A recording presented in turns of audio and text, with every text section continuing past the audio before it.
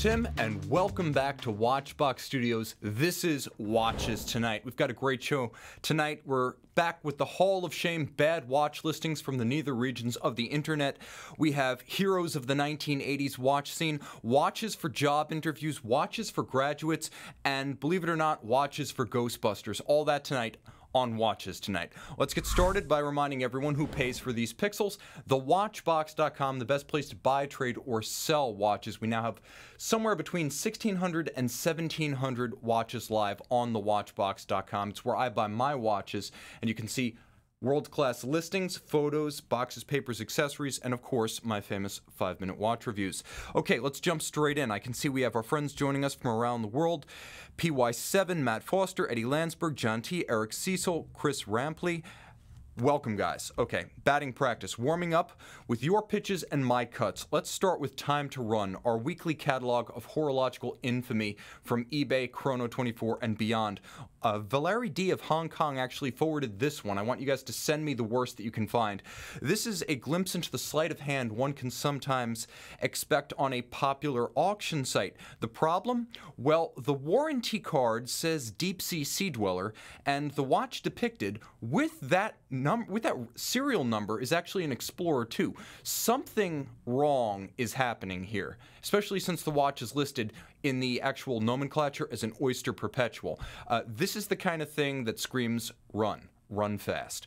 All right. Now, when a watch is advertised as box no papers, you rather assume that it is the correct box, the one that came with the watch. So not a complete set, but part of it, and you'd pay for that. Some. You'd pay a premium for that, a small one. But here we find a box that actually doesn't match the watch in any way, shape, or form. Oh, it's got the right brand, but that's a commemorative Amvox 7, a special series that came with a special series box. And this is just some JLC carton thrown in. Correct boxes can add hundreds of dollars to the price of a pre-owned watch, so this matters. And the seller should disclose the fact that the box is just a toss-in. Because if you're going to charge me for the wrong box, don't even pretend it's factory. Make it cheap and don't force me to call eBay dispute mediation. And you may as well throw in something tasty because I don't want to call eBay dispute mediation on an empty stomach. Now, I love when somebody sinks the cue ball while trying to run the table. So this monstrosity hits the pocket with a resounding thud. There's a lot going on here that is not right. Okay, first things first. In red, you'll note that the city names of this jury-rigged world time disc don't actually fit the dial. They're actually sticking out with the hour track superimposed over the names. That just screams Swiss precision. And you'll also note that in black, there is a tritium signature next to Swiss at 6 o'clock on the dial. The problem is unloomed hands. And I'm sure this is valet de jeu humor at its finest, or just a really badly cobbled together frankenwatch. Those world time Memovoxes are worth a lot of money. Someone clearly had the disc, had the shell, had the hour track, and combined them from 2 or 3 separate watches to make this. Again, if you see something that doesn't look right, doesn't pass the sniff test, send it to mondaymailbag@thewatchbox.com so I can enter it into the Hall of Shame. That is Time to Run. Run far, run fast. Okay, wrist shots. Viewer wrist shots. I always like to see what you guys are wearing and where you're wearing it. So Wang Sarunsi sends his Seiko SABR 033 from the wheel of his F10 BMW 5 Series. Congratulations, my man. Watches and wheels in equal measure. Now, young watch fan CJ actually shares the exact same Seiko from his class field trip to Washington, D.C. Says he's a 13-year-old horology fan. He's off to a storm and start. Itai F brings us his latest acquisition in the form of a Tudor Heritage Black Bay. Congrats, man. You wear it well, and I appreciate the ink, adding a little bit of color. You go a bit further than Tudor might, but you know the two things work well together. Attitude and ambiance. Send your wrist shots to mondaymailbag@thewatchbox.com to see your pieces on these pixels. All right. I can see Captain Zed joining in, high and rising. Tim, do you even think the seller knows which is the correct box that came with that JLC? At that kind of price, when you're asking more than $10,000 for a watch, it behooves you to know what you're talking about. If you don't, that's a really bad start. Okay, I can see right here, Anthony Lamb saying that is a bad watch. JD Michael, hello, gent. JD, welcome. Ryan H, howdy, y'all. Okay, Tony P asks, and this is a great question because a lot of graduates are leaving school right now looking at their first jobs. So Tony P asks, how should I approach a job interview from a watch perspective? Do I go big or do I dress down? By the way, I'm graduating from Amherst this month with a degree in mathematics. His may be a bit more complex. Okay, good question, because I wore no watches to my first interviews. My G-SHOCK was too ragged. It looked like a piece of worn-out workout gear. And my Omega, I thought this watch, my Bond Seamaster, was just a bit too opulent back in the year 2006. Let me show you what I thought was just a bit much back then. Of course, this design, 25 years old this year, there's a whole new Basel World class at 2018 Seamaster 300-meter divers. So this is still a relevant question, and this is still a relevant watch. So I thought that neither the G-SHOCK, which was worn out, nor the Omega, which was just a bit too posh, communicated both hunger and good taste. So I went without. Now, out of college, I would say no watch, go with no watch, or a very basic one. And again, along the lines of my old G-SHOCK, don't wear anything that's too filthy from workouts, because that also sends the wrong message. Attention to detail. Raw recruits in the job market today are a dime a dozen, even in elite industries, which means, in my opinion, given the volume of application for entry-level jobs, every detail is going to be scrutinized. You want to go discreet. Let your personality shine through. That's how you should make that impression, and dress well. Out of college, keep in mind, that's where the interview process starts. It moves up the ladder. So let's look into the future for Tony. Okay, mid-level positions. I would say, realistically, modern watches go steel only if you're going for a mid-level position. Steel watches only. A simple Rolex is okay. Nothing wrong with a Submariner. Nothing wrong with an Oyster Perpetual. And I would actually say vintage watches in gold speak to refined tastes or respect for family heirlooms. I actually think that would be taken the right way. The family heirloom, the tiny old gold watch from grandpa, that's not going to offend. I would stay away from anything modern in precious metal. That's probably not the place to wear the rose gold Daytona if you've got the means. I would also stay away from watches that communicate raw power, dominance, or wealth when you're interviewing for a mid-level position. So leave the Deep Sea, the Longa 1, or the Royal Oak at home for that particular outing. You can let more of your personality and connoisseurship come out later, but again, this is not the place to wear a gold Longa 1. Now, executive level, partnerships, C-suite hirings, elections to the board. This is where you're probably bringing a huge resume from outside the firm, nonprofit, or even being screened perhaps for equity, a top-level trust, or leadership of the company in earnest. So the people interviewing you either know you well from prior work experience or have so much familiarity with your salary requirements, reputation, and value that wearing a hardcore luxury watch like a steel Royal Oak isn't likely to surprise them or sway their opinion. So you've got a lot of leeway here. Ultimately, though, no job interview is the right place to wear something like this. Just don't. The job interview, if you want to be the richest guy on the Copacabana, that's the place for this watch. Don't wear it to the office. Again, unless you literally own the house. Okay, so Sam Y asks, Tim, I'm shopping for a university graduation watch for my son, and I'd like to give him something substantial without spending more than $4,000 since I just helped him through school, and he's going to have to graduate to high horology on his own, so to speak. Okay, Sam, let me help you out. First of all, I just showed you my graduation watch, the Bond Seamaster. Real quick wrist chat for those of you just joining us, because I can see we have some stragglers in the chat box, but this was my graduation watch, and back in 2002 we got this watch for what I believe was about $1,700. So that's the frame. The equivalent today is still a great choice, but it costs over $4,000. So I'd avoid anything too grand, even if a bargain materializes. Start with a bedrock watch that you can wear forever but's not going to break the bank or send the wrong message. The Oris Big Crown D26 286 8B RAG Heritage, a huge name for a moderately sized watch with infinite appeal. It's A 1930s inspired Big Crown aviator in a 40mm steel case, green dial, radial date, cathedral hands, beautiful timepiece that will be serviceable for life. With 1,931 pieces made, it's even slightly rare. I mean, objectively, Oris makes a lot of watches, and this will not be in the majority of them. A handsome watch that you can wear for life can also anchor a collection down the road. Now, I would say, because this is always going to be the one that got away from me, consider a pre-owned Omega X33, like the 3290-50. This is a first generation, roughly 1998 to 2001 Omega X33, a great watch. You can get your son started with a watch that packs the functions of an entire collection. Also a particular I would say selling point of this watch from your perspective is that it could be an inroad to the world of vintage for your graduate, because believe it or not, the first X33s are going to be 20 years old this year. Yeah, for real. That surprised me too. Budget $2,000 to $2,500, depending on whether you're getting the Gen 1 or the Gen 2, different crown, different bezel, and whether you're getting full box papers, accessories, and a bracelet rather than the Kevlar strap.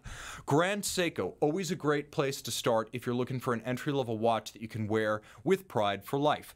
So Grande Seco Sb Ga 285G, this is a watch that I think for $3,900 new, considerably less pre-owned, is going to give you something sharp that you could wear to some interviews without overpowering, because a lot of Americans don't know what a Grande Seco is. They think it's just a Seiko.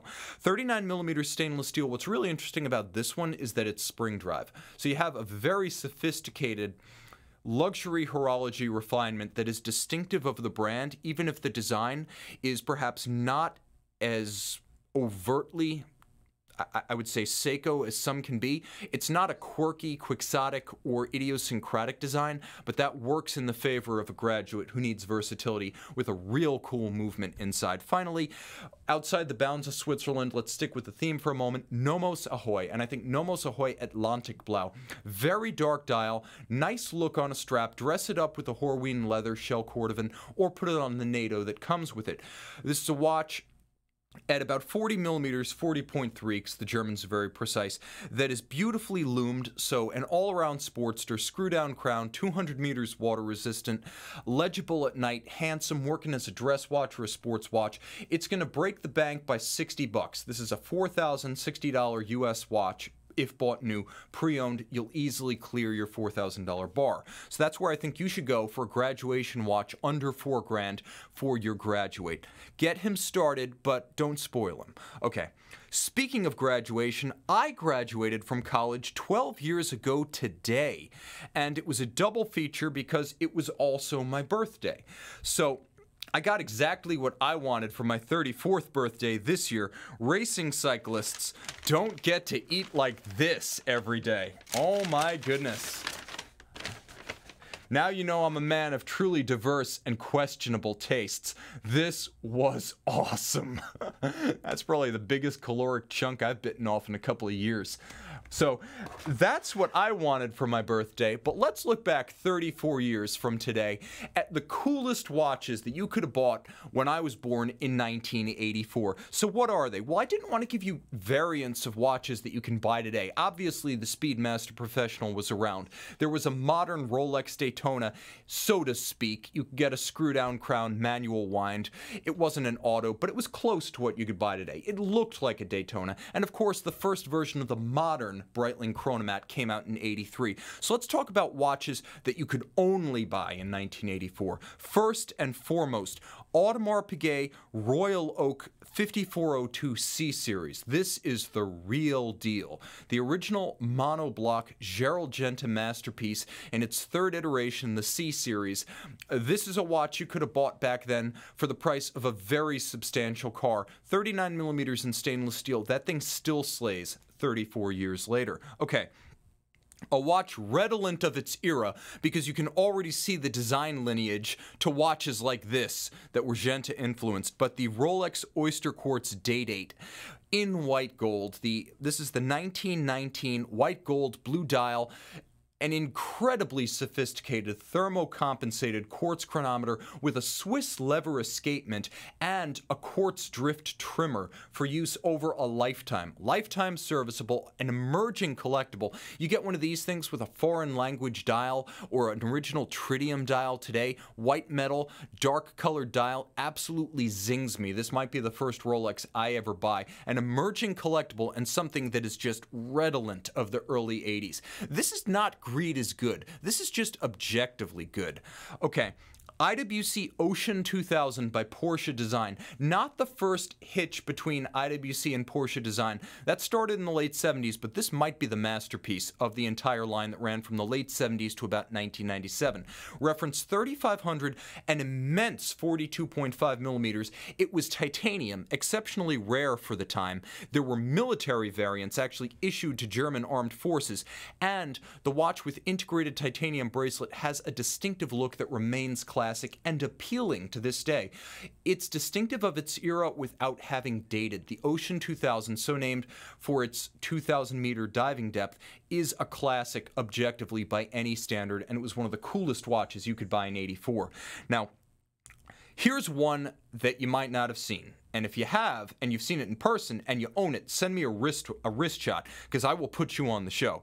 Omega Seamaster Cermet, for about 4.5 times the price of a Speedmaster Professional, you could have bought a watch that was 10 years in development by Omega.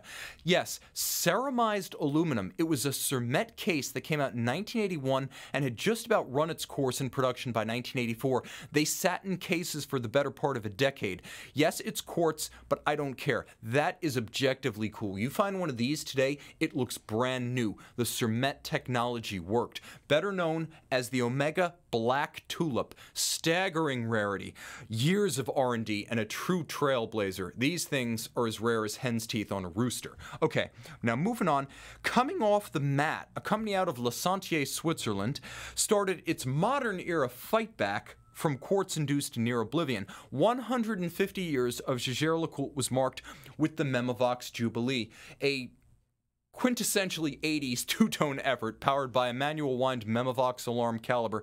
It had to start somewhere, and it was a limited edition of 300 pieces. Objectively cool. That's what 0-year-old Tim Mosso would have worn back then. Okay, now in 1983, if you were willing to go a little bit off the beaten path, when independent horology wasn't even a thing of the imagination, an obscure Parisian restoration specialist delivered his first bespoke watch to his first client. The product was a pocket watch tourbillon with a chronometer escapement, and in 1984, the year I was born, this was the kind of custom piece you could get from watchmaker F.P. Journe.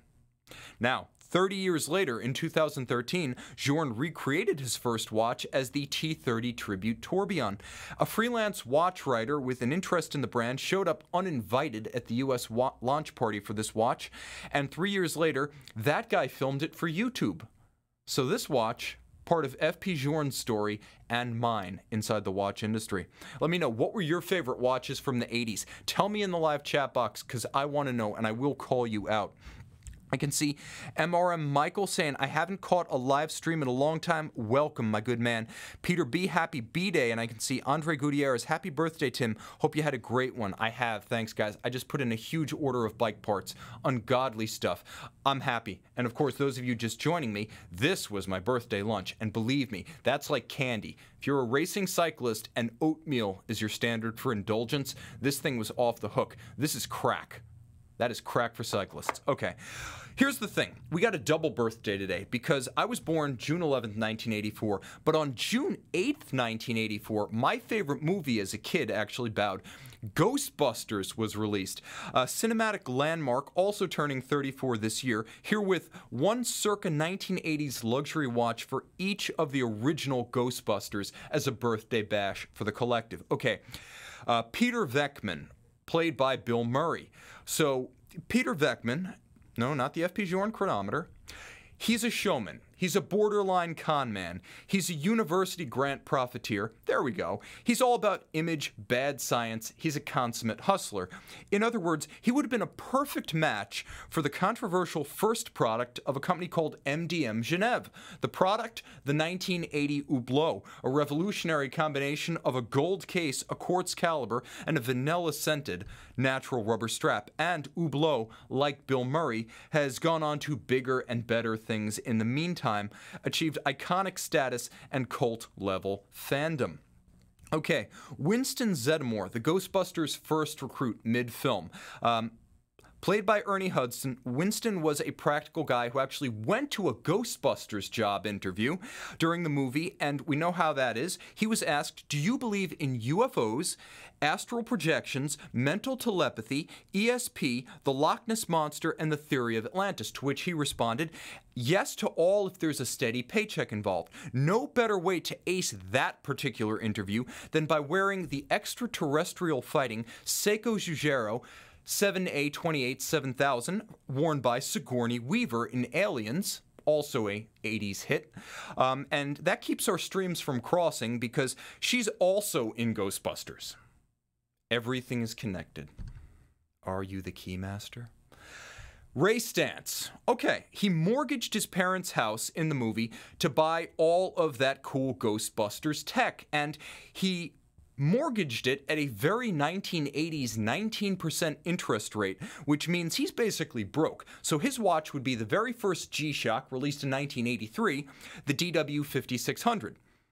It's the perfect match, and it's slime-proof. Now, I will say this, if he held on to that Midtown Manhattan 3-story firehouse, which he did buy with the mortgage money, to this day, then he's easily the richest Ghostbuster today in the year 2018.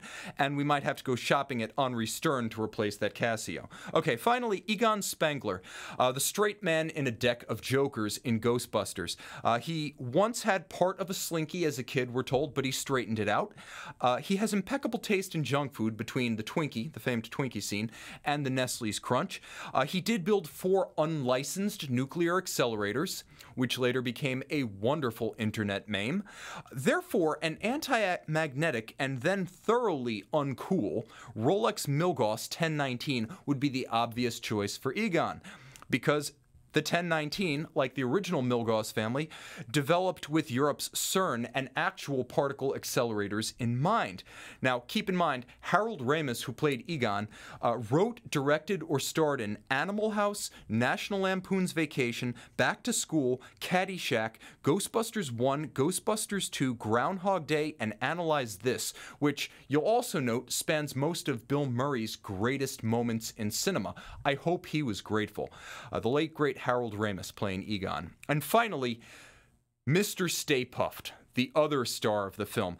Now, I had to cheat on my 80s watch references here. I broke the theme on this count because we finally found someone with the right skin tone to wear the Omega white side of the moon. Like a damn boss. Okay, now moving on to industry news, we've got a little bit of controversy tonight because it's the perfect watch that, depending on your perspective, might have one enormous glaring flaw. So you be the judge. My view on the coolest watch of the week is the Blancpain 50 Fathoms Ocean Commitment 3. Okay, follow me here. It's big, it's blue, but not as big as you might think, because this is a 50 Fathoms in the 40.3mm steel case that was introduced last year for the MILSPEC tribute. Now, a lot of folks were not into the date window on that watch. They're into the moisture indicator, which is a historic feature of 50 Fathoms watches dating back to the 50s. A stunning new blue dial changes the game, and there's a matching sapphire in blue, fully loomed. This is a really attractive watch on many levels. It's the third of the Ocean Commitment series, with 1,000 euros of the purchase price of $17,100 going to the Ocean Commitment charity.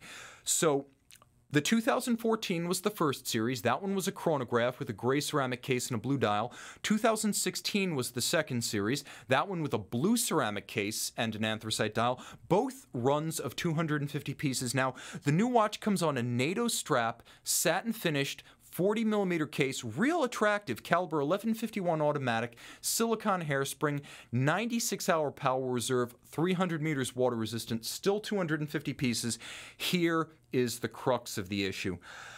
The polarizing aspect is going to be the dial side logo, which is neither historically true nor unobtrusive. It asserts itself.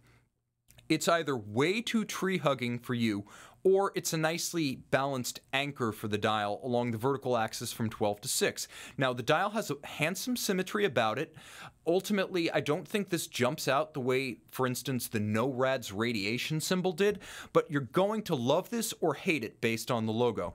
Remember, guys, it all goes to a good cause, and we all love planet Earth. It's the only one we've got.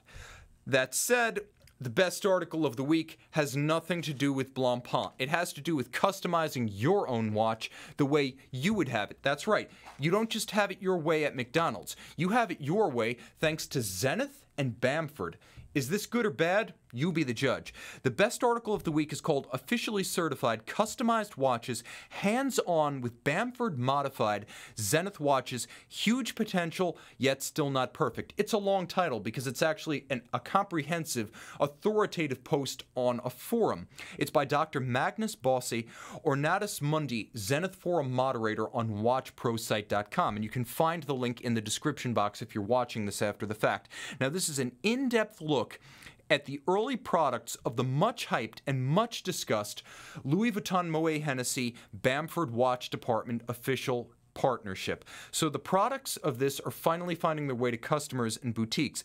Ideally, they'll all be custom, and the Bamford Zenith customization program is discussed by Dr. Bossi from the point of initial online customization to final delivery at the boutique level.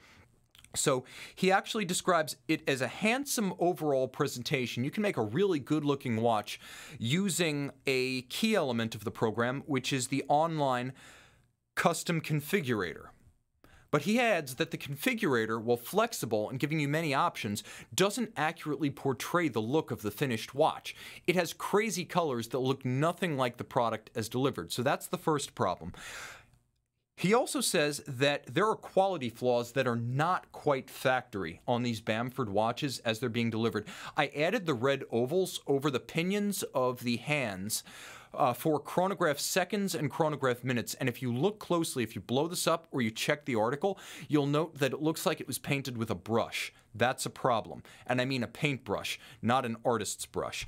So that's the first issue. Some of the products delivered to the author featured detail compromise in paint, lacquer. There was some dial damage, poor application of paint and lume that frankly looked a little bit homemade. And the thought was that the hands and some of the indices actually looked like they were bleeding a little bit, that they'd been done on something of an amateur level. Like, this is not handcrafted in the positive sense. So where does this bring us?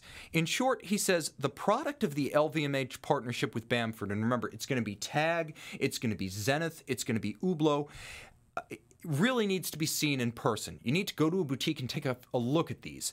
He also says the idea has immense potential to please, but it may be worthwhile to leave the first year's production to early adopters who take a fashion-first perspective and view the watch's value in those terms. For those of us who are really, anal retentive about quality details, want to look at our watch with a 10 to 20 power loop, this is probably not the time for us to jump into the Bamfords. Give it about a year, wait for the quality to increase, wait for the configurator to get a more realistic portrayal of the final product, and then take the plunge. Finally, wrist shots. Okay, Simon H. sports watches and wheels. Let me jump back to some of your 80s favorites because I'm going to read these. But first, fewer wrist shots. Simon H. sports watches and wheels with his Rolex Explorer 2 16570 and his Aston Martin. Zachary Z gets trippy with his Speedmaster Pro Tintin and matching artistic backdrop. Gotta love that houndstooth, sawtooth pattern in the background. Abdul shares a very slick Fortis B42 with Eastern Arabic indices, numeral dial that is absolutely slick. If you can't go Day-Date Rolex with the Eastern Arabic, that is an awesome way to go with a luxury product to match. Send your wrist shots to Monday Mailbag at thewatchbox.com. Okay, so I can see Edward M saying Datejust Datejust Steel Oyster. I can see right here there is a call out for an Omega Speedy. I can see that there was interest in an old Navitimer, Sin 103 or 104. I can see any Rolex being suggested from 24K Arabia Felix as a graduation watch. Jabor Met saying Omega Speedy is a good first watch. 24K also saying an older 36 Explorer, and JD Michael saying Sin would be a great graduation watch. You know, I agree on almost every count. Those are all great suggestions. Guys, thank you so much. Remember, comment on the bottom, subscribe if you haven't already, and check out Tim_Mosso and Watchbox Global to visit us after the fun ends on Instagram. Once again, for our Dog Pound feature, send me the worst watch listings with damage, inaccurate portrayal, frankenwatches, or outright deception. Monday mailbag at thewatchbox.com so we can name and shame. We want to improve the pre-owned space one listing at a time. Thank you so much. This is Watches Tonight. Happy birthday to me. Thank you to the crew, and thank you to you for joining in. Time out, Tim out, and thanks for logging on.